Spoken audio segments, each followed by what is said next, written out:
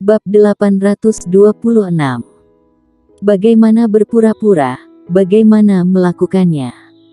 Warrior yang secara alami menakut-nakuti Cecil dan yang lainnya. Meskipun dia telah makan pil pengembali energi, dia hanya memberinya energi hitam di tubuhnya. Adapun luka akan sembuh setidaknya 1/4 jam kemudian. Terlebih lagi, bahkan jika lukanya sembuh sedikit lebih baik, dia tidak akan berani menghunus pedang, karena ketika dia menghunus pedang, seluruh tubuhnya pasti akan meledak berkeping-keping. Jadi, yang bisa dia lakukan saat ini hanyalah berpura-pura. Bagaimana berpura-pura, bagaimana melakukannya. Belum lagi, ketika warrior yang hendak menghunus pedang, Cecil dan yang lainnya mau tidak mau mundur beberapa langkah. Mereka telah melihat kengerian pedang warrior yang sebelumnya, dan seorang alam kaisar terbunuh oleh pedang warrior yang. Tidak bisakah mereka takut? Cecil tiba-tiba berkata, dia adalah pemain yang kuat di dunia luar saat ini, kita tidak perlu takut. Kuat di luar. Warrior yang mendengus dingin, dan sedikit menggerakkan tangan kirinya.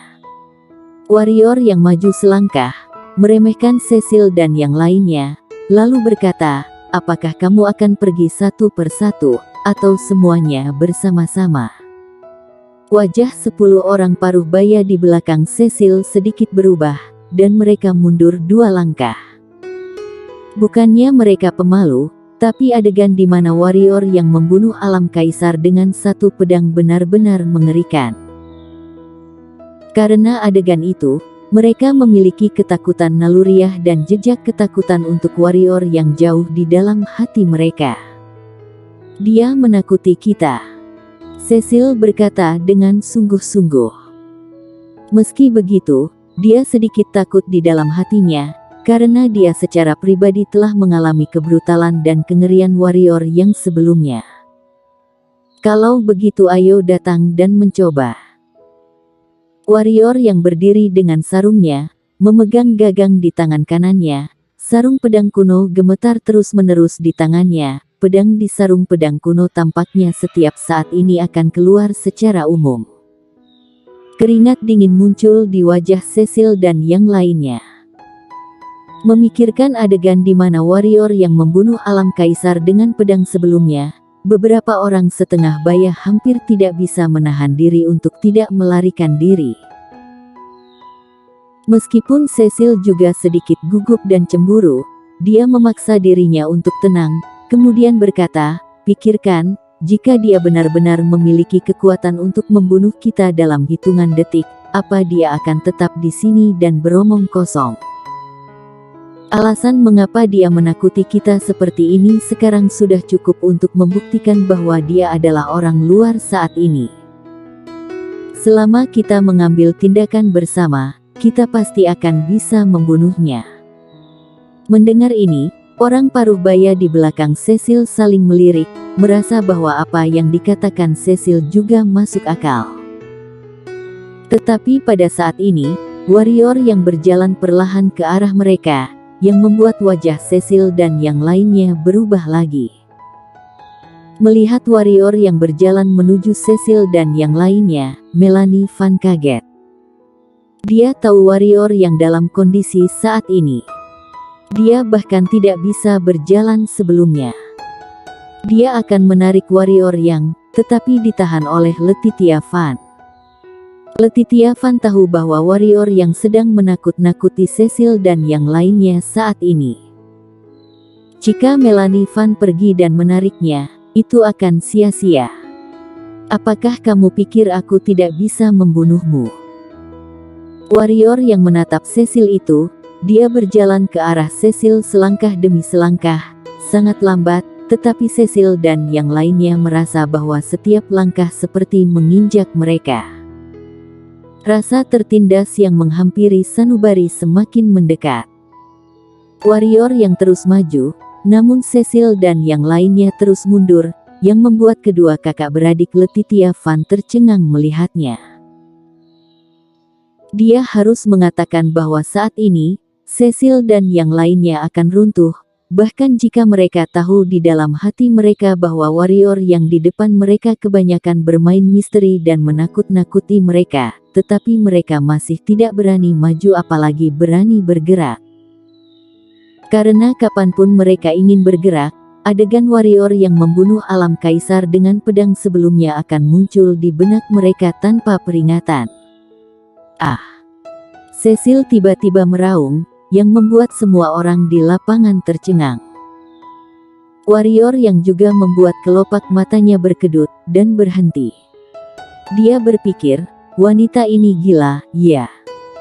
Sebuah aura tiba-tiba muncul dari Cecil. Dia memandang warrior yang matanya penuh dengan warna merah dan gila. Pada saat ini, dia benar-benar tidak tahan. Karena itu, dia sudah membuat rencana untuk mati bersama, dan energi hitamnya melonjak gila-gilaan. Mulut warrior yang berkedut, wanita ini sedikit tidak normal. Akan kubunuh kamu. Dengan raungan, Cecil hendak memulai tangannya, tetapi pada saat ini, semua orang merasa gunung itu bergetar, seolah-olah langit runtuh dan tanah tenggelam. Duar. Sebuah gunung tidak jauh dari semua orang runtuh. Semua orang tercengang, warrior yang juga tercengang pada saat ini. Pertempuran apa ini? Pada saat ini, Granny Lee tiba-tiba muncul di depan warrior yang dan yang lainnya. Pada saat ini, wajah Granny Lee penuh dengan kepanikan dan kecemasan. Selain kepanikan dan kecemasan, warrior yang juga melihat sedikit kegembiraan. Pergi. Granny Lee langsung mengangkat warrior yang di punggungnya, lalu berubah menjadi hembusan angin dan melesat ke kejauhan. Melanie Van masih linglung, tapi Letitia Van sadar. Dia menarik Melanie Van dan buru-buru mengejar Granny Lee. Duar. Pada saat ini, tanah bergetar hebat. Cecil dan yang lainnya berbalik dan melihat kera raksasa dengan kepala sebesar gunung kecil berlari ke arah mereka. Kera raksasa itu berukuran sangat besar, tingginya hampir 10 kaki, anggota tubuhnya sejajar, dan setiap kali anggota tubuhnya mendarat, seluruh bumi bergetar hebat. Jenderal Siluman. Cecil dan yang lainnya menjadi pucat, berbalik dan berlari liar tanpa memikirkannya. Meskipun sekte pengendali binatang mereka bisa mengendalikan binatang itu juga tergantung pada sasarannya. Mereka sama sekali tidak bisa mengendalikan Jenderal Siluman. Apalagi saat ini Jenderal Siluman jelas-jelas dalam keadaan marah untuk mengendalikannya. Itu sama saja cari mati. Oleh karena itu, Cecil dan yang lainnya memilih untuk melarikan diri tanpa ragu sedikit pun. Warrior yang juga melihat kera raksasa di belakangnya saat ini. Ketika dia melihat kera raksasa itu, warrior yang tidak bisa menahan mulutnya untuk tidak bergerak.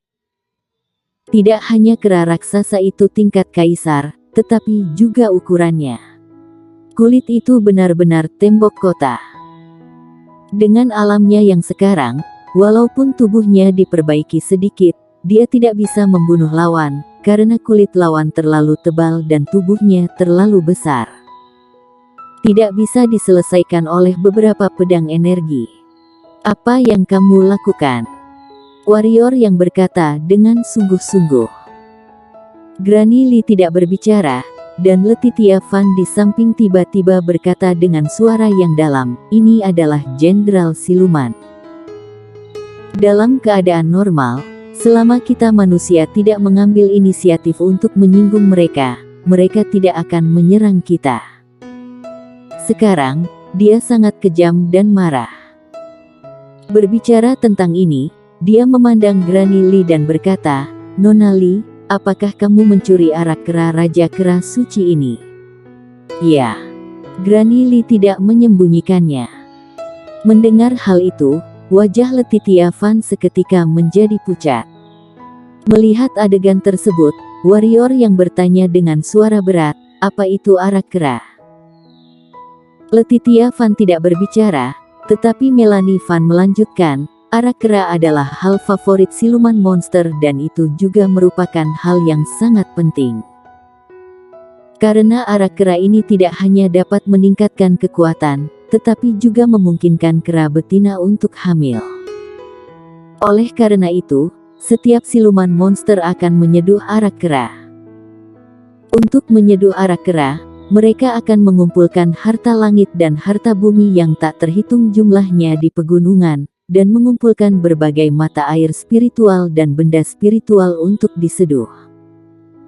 Secara umum, waktu pembuatan untuk arak kera mungkin puluhan tahun. Dia mencuri arak kera di belakang pasti tidak akan membiarkan kita pergi.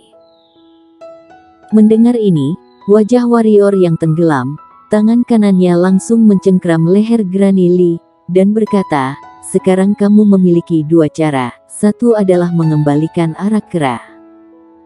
Yang kedua adalah menjatuhkanku dan lari pergi sendiri.